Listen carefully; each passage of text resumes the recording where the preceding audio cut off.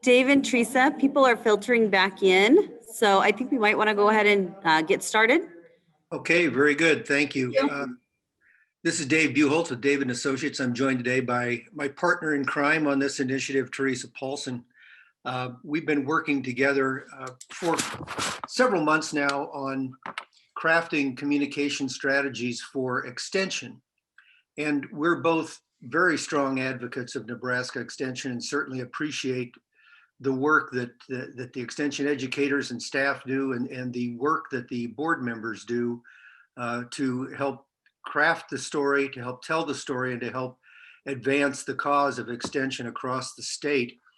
You know, I think Amanda did a great job of kind of leading us into what we're going to be talking here about here for the next several minutes. And I want to, when people hear storytelling, I think sometimes they kind of sit back and go, I'm not really a storyteller. I think part of that might be the fact that since we were kids, people told us not to be telling stories. And I think there's a big difference between telling stories and storytelling. And that's what we want to talk about a little bit today. And I think Deb's story that she told of her daughter is an example of a great story in terms of the impact that extension, particularly in that case 4-H, had upon her ability to stand up in front of a group of very important, influential people and know what to do when all of a sudden 5 minutes turned into 40 minutes. So what we're going to talk about today is the role of storytelling and the role of extension board members in helping tell those stories. So Teresa, if you want to advance the slide, I'll kind of kick it off here and set the stage for us. We've done some research in the past about statewide perception of extension. And there's no question that Nebraska Extension is facing challenges as budgets are compressed. It's important that we tell the story and help people understand the value that extension brings to every county of this state and every person in this state.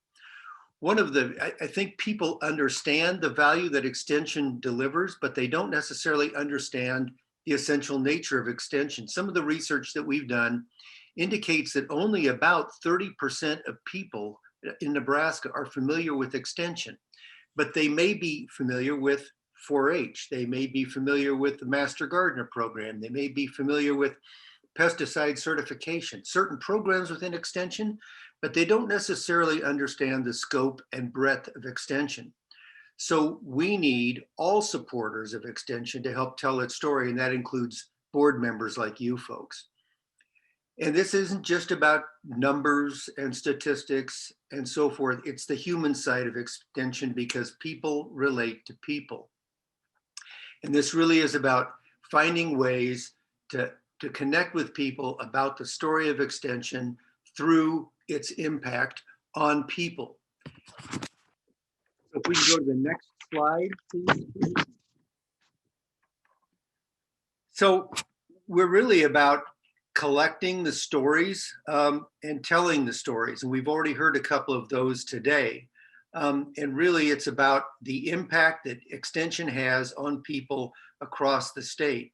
And it's our job to provide proof of performance, essentially, delivering on that promise and using these examples to illustrate larger concepts of extension. And one of the things that and I believe this came out of Teresa's brain, was the phrase that nobody connects with the people of Nebraska like the people of extension. And we really are all about trying to tell that story, trying to strengthen those connections, demonstrate those connections, and in doing so, help raise the awareness and understanding of just how important extension is to the people of Nebraska and the future of Nebraska. So what we want to do today is talk a little bit about how we craft stories, how you become comfortable with telling your story about extension and how you connect with it. And to that, I will pass the baton to Teresa and let her start making those connections for you. Teresa? Thanks, Dave. And just a little bit more setup that I want to share. And thanks for giving me the credit for that phrase, but it's not a new idea. In fact, I don't know if anybody noticed, but on Kelly's last slide earlier this morning, he had a bullet point that said, connect the university to everyone. So that's really what we're doing, is through stories and through storytelling, we're making those connections, people to people. That's built off of what we're calling a grass tops operating model. And the reason I wanted to mention that is because storytelling is a little bit, it's very trendy right now in communication and marketing.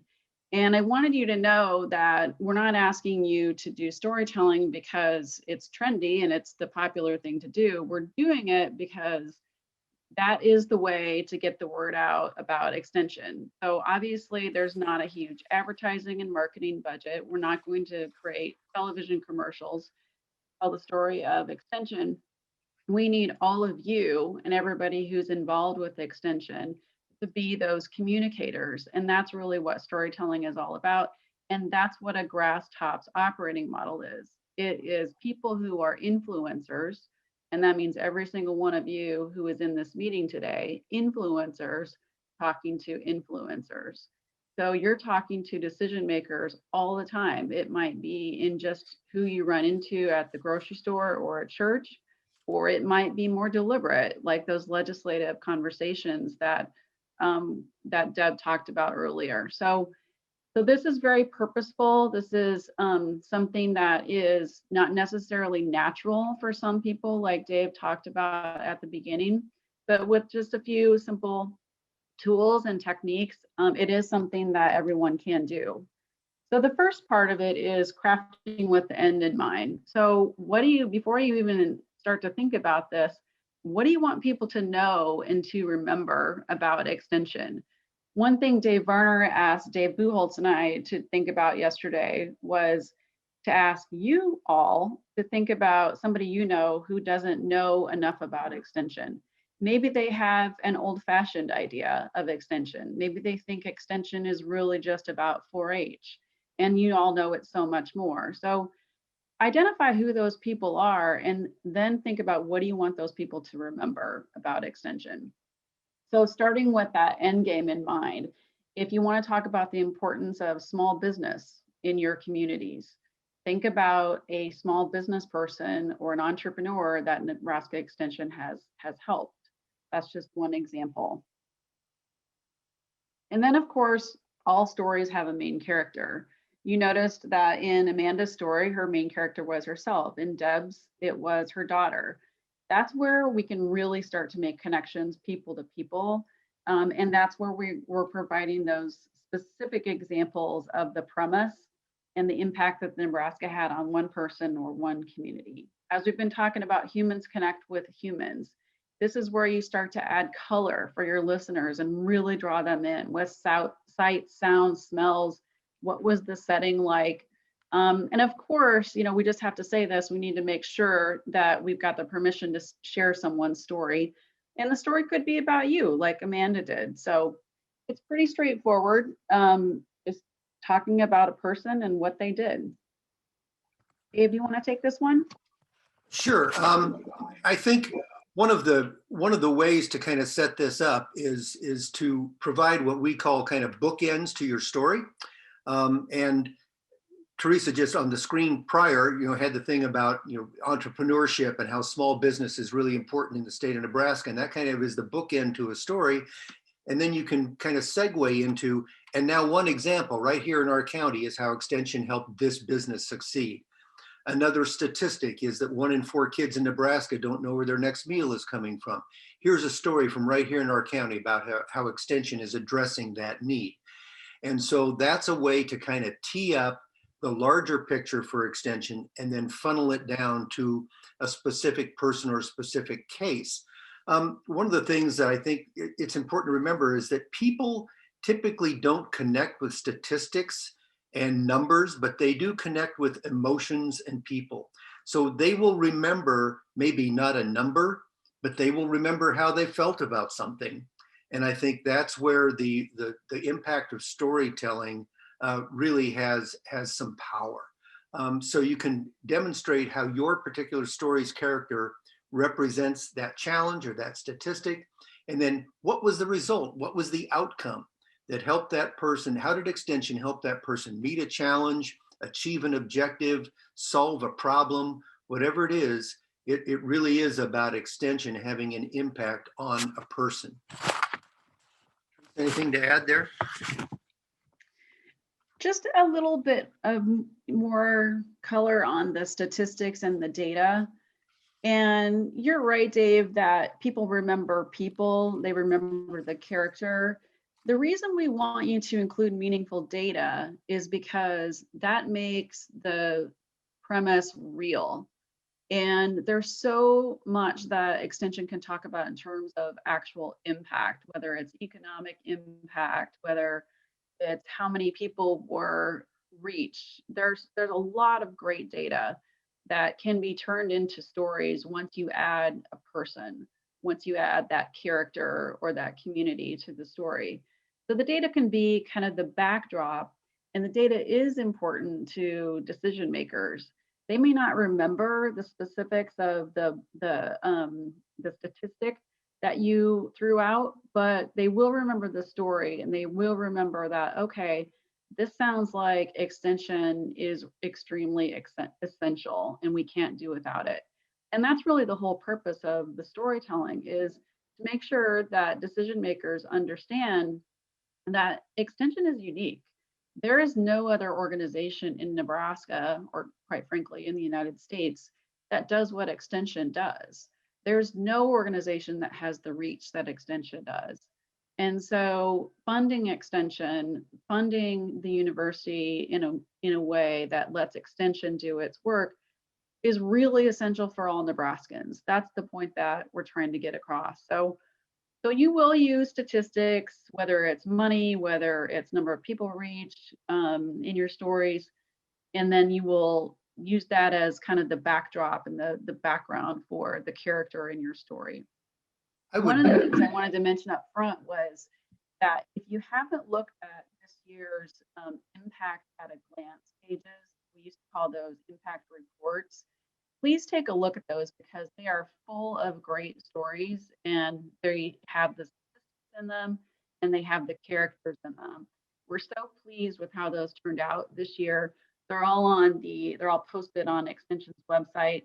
And so if you're looking for a story and don't want to come up with something on your own, or just need some examples for some stimulation of your own thoughts, please take a look at those because they're really great.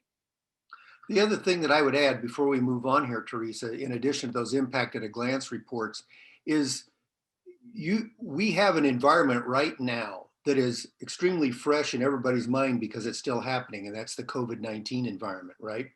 And so there is no shortage of examples of how extension has remained open for business during a very difficult and challenging time in Nebraska. And so if you're looking for any story of impact in your county, I think that almost every one of those county impact reports includes some way in which extension went above and beyond in a COVID environment to make sure that Nebraskans stayed connected, stayed educated, all those sorts of things. So that is very real and very current in people's minds. And extension has really stepped up to the plate to help Nebraskans in a once in a century challenge. And that is a great story to tell anybody, whether it's a county board member, a legislator, an influencer in your community, or just friends and family, because it hasn't necessarily been extremely evident, but boy, has it been important there in the background as extension has found ways to meet this challenge and help Nebraskans from border to border during this very difficult time. That's a great point, Dave. I mean, unfortunately, we've all had a built-in conflict or challenge to overcome over the past year. And the last thing we would want people to think is that extension just stayed home. That's not what you've done. Well, I guess staying home and staying safe, you did, but you have reached people.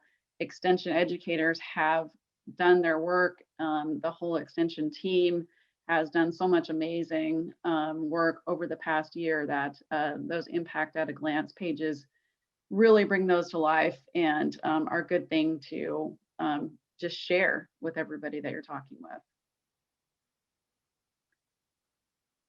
So concluding the story, every story has a beginning, middle, and an end, and that conflict that we talked about, or the challenge, is kind of the peak of the story, if you will.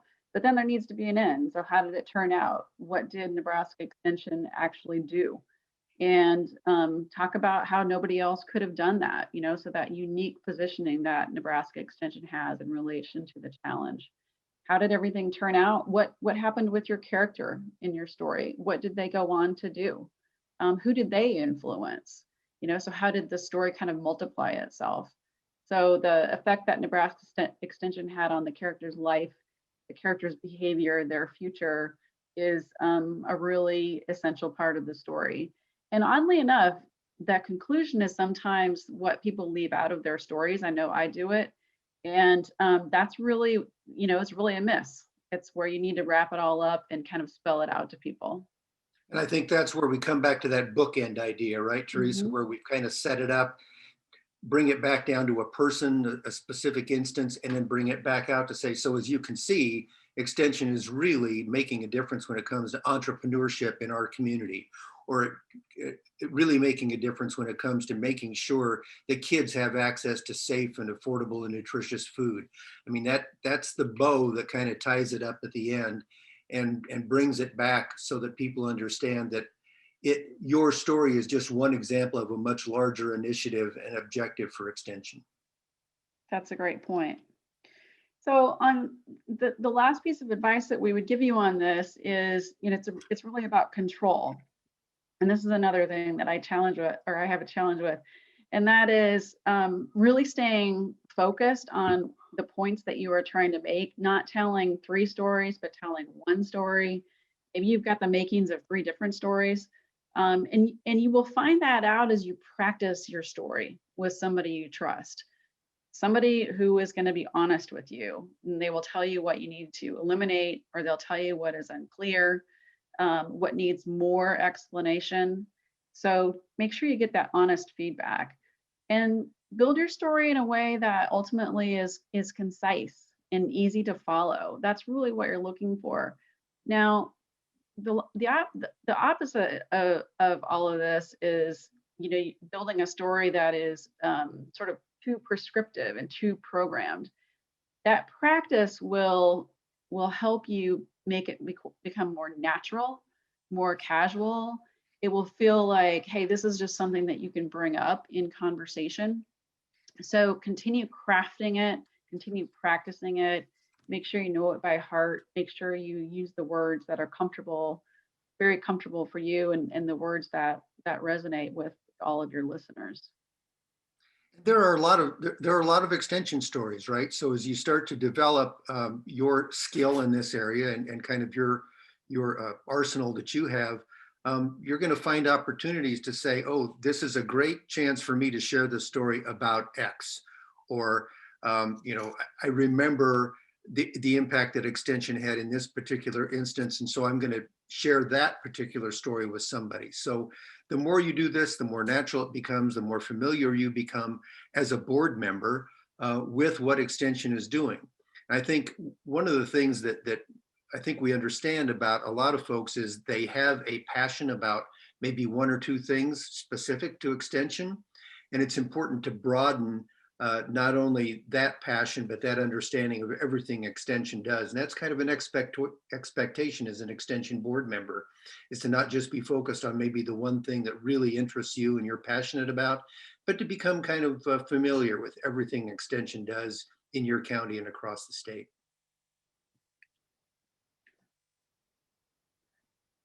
So what I think Dave is leading into is we're really trying to compel action with these stories. So before you create your story, think about, not only what the end result is, like we talked about in the first slide, but what action do you want people to take when they hear your story? So if you're talking about decision makers who might control budgets, you obviously are looking for them to continue funding extension at the level that it needs to be funded in order to do its work. That's pretty straightforward. But there are other actions that you might want people to take. You might want to get more people involved. And we heard about that a little bit earlier today, and about Deb talked about the importance of the ask. So maybe you're telling a story and ultimately your story ends with an ask or a request for somebody to get involved. That can be very, very powerful. So think about, what do you want people to do when they hear your story? There may not be something that they do immediately. This may be a build over time, but ultimately we want people to take some kind of action. And we want them to remember and ideally repeat what you've told them about Nebraska Extension. One of the things that Nebraskans, maybe in particular, are some of us are a little reluctant to show emotions and share too many feelings as we're relating to people, but that's one thing that can be really, really helpful in storytelling is make sure you put your own emotions in it, and don't be afraid to share your feelings about the character, whether it's yourself or somebody else that's in your story. I would add in terms of the takeaway or the ask. I mean, as Teresa said, it doesn't mean we're asking for money all the time, or we're asking for financial support or that sort of thing. But it could be as easy as, well, so now that you've seen how, we help this particular business, if you know anybody else that's looking to start a business, or a young person who wants to be an entrepreneur, hey, just make sure they know that Extension's here to help them. So we're trying to get that story out, and you might know somebody like that. Or if you know a family that's facing a challenge in a certain area, Extension, has experts to help with that. Or if you know a farmer who's looking to kind of diversify their portfolio from, in terms of what they're growing, or how they're marketing, locally, we're here to help. That's exactly what we do. And if we don't do it, we know people who do. So start with Extension. If you've got a question, Extension is a great place to start. And that's as much of an ask as anything, I think. So exactly. Good point. Well, we're lucky enough today to have already heard a couple of stories. And so that was great and unexpected, but a very nice, pleasant surprise. And we do have another storytelling example. Elaine Pyle volunteered earlier this week to share a story with us during the storytelling session. So Elaine, are you ready to share your story? Sure, I'm ready. Thanks, Teresa and Dave. Thank you for the information. I've had this story kind of in the back of my head for a long time, but after seeing and hearing what you've shown, I know there's ways to polish it. So we'll just go from there, and we'll start. My Nebraska Extension Master Gardener program is where my extension story started, and that was in 1999. I come from a family of gardeners, and I also grew up on a farm ranch, and we still have the farm and ranch. And I have a love for growing things and learning about those things. I really had no exposure to extension up to that time, other than hearing my dad say, I'm going to talk to the extension agent about weeds or whatever, as a child. But while traveling to work each morning, I would listen to the Master Gardener PSAs, public service announcements, on the radio.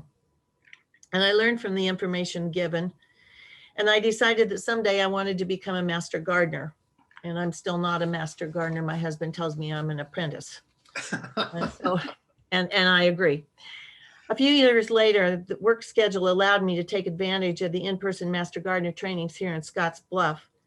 And I've been involved in the trainings ever since. And the more I can be involved in the Master Gardener trainings statewide and locally, the better I like it. The trainings are filled with research-based information, and I've learned so much from the extension professionals who provide that training. I'm always excited to share that and tell people about it. I'm not only that, but I've made lasting friendships, and I've discovered a network of information of which I was totally unaware until I joined the Master Gardener group. I have boxes now of Master Gardener books and gardening books that are all recommended by Nebraska Extension. And that's one of the things that we always encourage people. We need to share research-based information. It's not just what you might find off the web or off of Better Homes and Gardens. Not that their information is bad, but it's not always research based. So I try very hard to always extend that knowledge base in when I talk about it. I've also had, not only, have I gained a lot of knowledge through the program, but it's also given me the opportunity to share that information with others as I participate in volunteer projects in our community, or occasionally I'll give a small talk about the Master Gardener program. And while I share that information, I always remind the clients that the information is coming from Nebraska Extension, and that we have a wealth of information and knowledge at our fingertips through those people, not only just the Master Gardener program, but about so many other things that the Nebraska Extension has such just a plethora of knowledge out there for us to use. One of the things that, and I'm interjecting this now because you talked about COVID, Dave and Teresa, and how that's so hot on our minds. And this is a prime example of how our Master Gardener program locally morphed to continue our work. Granted, we couldn't go out and do some of the gardening projects, taking care of the courthouse garden and things like that, as a group that couldn't happen, but we could still write our PSAs. Well, we usually go into the center, Panhandle Research Extension and Education Center here, and have Dave Ostick help us. We record what we have written, and you hear our voice on the radio. Well, everything was obviously shut down and closed, so that didn't happen. But we came up with the idea, all of the gardeners who wanted to help with that could still write their PSAs. We shot them to Dave. Dave recorded them. It was his voice. Those for 26 weeks still went out during COVID, and they went out on our local radio stations. And an additional caveat that came from that was really cool, because he began sharing those with our newspaper, and this hadn't been done much before. Every week, those 5 digits of PSAs appeared in our newspaper. So that was something new and something that we're hoping to be able to continue as we go forward. Obviously, I have a great love for the Master Gardener program, and I do take every opportunity I can to tell people about it, and also about the wonderful programs that Nebraska Extension has to offer. And I encourage them to participate in the Master Gardener program. And again, it's kind of changed this year. It's all gone to Zoom and online, which is, some people aren't as fond of that learning mode and model, but it's working for the most part, and we've got excellent opportunities. With that, I guess I just close to say I'm proud to advocate for Nebraska Extension. That's my story. Thanks, Elaine. That was great. A lot of great information in there. So much to work with, and everybody has a lot of great things to work with. A lot about Nebraska Extension. Think about who else needs to know about Nebraska Extension, and really make this a specific focus. This is not something, like I said earlier, that necessarily happens naturally for a lot of us. So, we do need some focus in this area. We need to think about, okay, what's my story going to be? What are some ideas for stories? And remember those impact at a glance pieces that I mentioned if you need some help getting started. So think about what your story is, but then think about, who do you need to share it with? Who's on your list? Who needs to know more about Nebraska Extension? And then try to scope out, okay, where am I going to share these stories? And another thing that I would ask to kind of help hold yourselves accountable is report back to each other in your board meetings. Who did you share stories with? Maybe use your meetings as an opportunity to practice some storytelling. And just listen for those stories that are told by others and that you can repeat and share. There's a lot of opportunities out there for sharing the work of Extension with others. Dave, any other tips? Yeah, I'd like to circle back to Elaine's story, because I was kind of taking notes there of some things that I thought were really effective. That maybe people could share. The little bit of humor that I liked about where her husband said she was an apprentice, not a master gardener. I mean, that really, I liked that. She used the word love several times, which is the emotion, that kind of shows the connection that she has with it. But at the same time, was weaving in the research-based I guess, characteristic of extension, which is really critically important. And so that was a very reality based to me. Was this is all about research, and I thought too that it was interesting. Part of her story was about how adaptable extension is. You know, during the COVID environment, all of a sudden, you know, you've got people in Master Gardener who love getting their hands in the dirt, and now they couldn't do that anymore. So how did we cope with that? So there was a lot going on in her story that I thought made it personal to her, but also was really effective in terms of conveying some key qualities and characteristics of extension. So kudos to her for a really great story, and her ability to use Master Gardener as an example of a lot of things that extension does statewide in virtually every one of its programs. Great analysis. All right.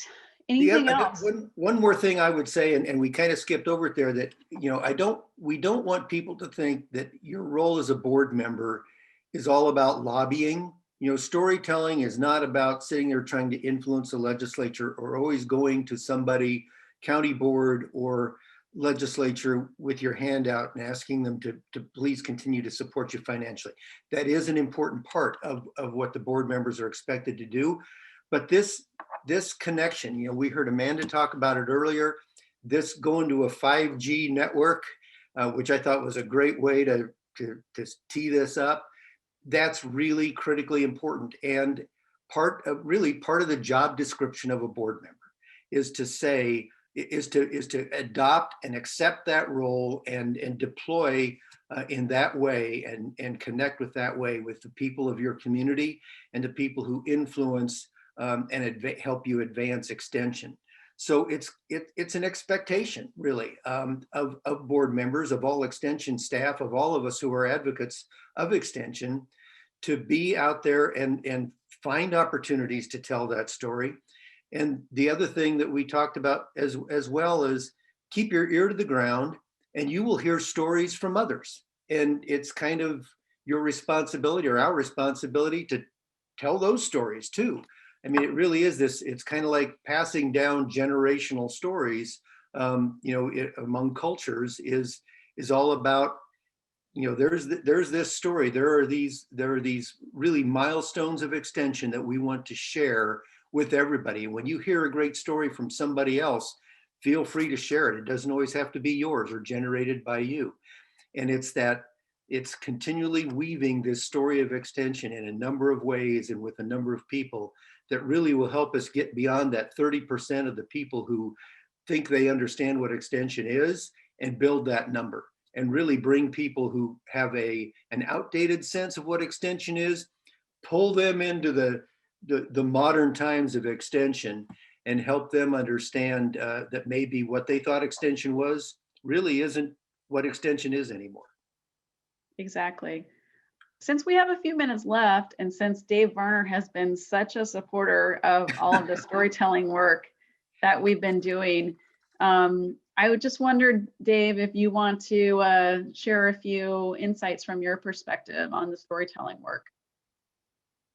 Yeah, sure. Thank you, Dave and Teresa. Just great messaging this morning. It reinforces the journey that we've been on in Extension for a number of years now, actually. Really ramping this up in 2020, actually. So this was a huge part of our 2020 Nebraska statewide fall conference. We spent a lot of time on this. We've asked every extension professional to do exactly what Dave and Teresa have asked each of you to do today, is to have some stories in your back pocket, be ready to share those stories. And so as Extension Board members, you are a natural extension of Nebraska Extension and the University of Nebraska. And so we need your help, all 550 plus strong of you, to be out in your networks with your families, with your neighbors, with stakeholders, telling these stories. And my challenge to you, as Teresa suggested, is at your next Extension Board meeting, think about a plan. What's your plan? Will each of you share a story at each Extension Board meeting? Will you report back on who you've shared your stories with, right? And challenge your local extension professionals to be a part of that conversation too, right? Where you are all on the same team. So I think this is very powerful. It's one of the things I've noticed Extension Board members have, I think, been asking for a long time is what is a more natural way to converse and visit with stakeholders, state senators, county board members, et cetera, right? This is a great year to be a storytelling, right, in the storytelling world, because it's, we're going to be advocating and informing and educating stakeholders about Extension, IANR, UNL, University of Nebraska. We have a few asks involved, but really there's space this year to tell your story too, and talk about what's so cool about Extension at the local level or the state level or whatever level you want to talk about. So take advantage of that. Practice these ahead of time, as Dave and Teresa mentioned, with other board members, with your family. Keep polishing these stories.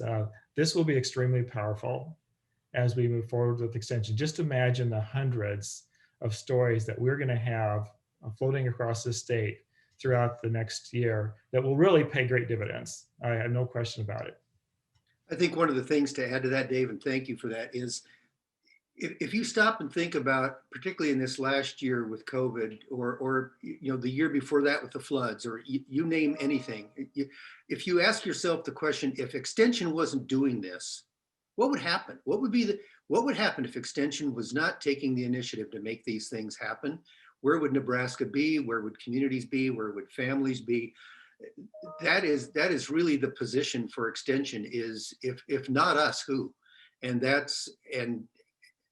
to think about the vacuum that would be created if Extension wasn't there to react, to take charge, to innovate, to think creatively, and to respond quickly and to respond statewide. It's a very powerful story for Extension. And those impact reports, impact at a glance reports, are a great kickoff point, a great starting point for the larger 10,000 foot view of Extension, from at least the major initiatives to right down to the county level. Somewhere in there, you're going to find something to talk about that's going to resonate with people. And like I said, if it wasn't for Extension, who would be doing this? Well, nobody. That's a great point to make, and a great idea to leave you all with. Thank you so much for having us today and letting us be part of your meeting. Thank you. Thank you, Dave and Teresa. Mm-hmm. Enjoy your lunch. Thanks. Thank you so much. Good information for us all. So,